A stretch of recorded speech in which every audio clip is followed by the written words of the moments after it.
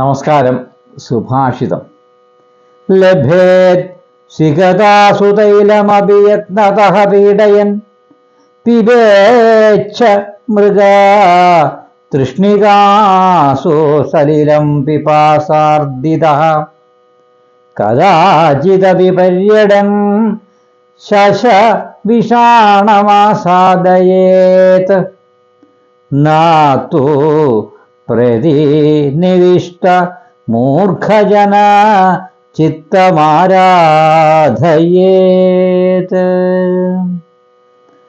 ഇതിന്റെ അർത്ഥം പറയുമ്പോൾ കഠിന പ്രയത്നം കൊണ്ട് മണലിൽ നിന്ന് തൈലം എണ്ണ ലഭിച്ചേക്കാം.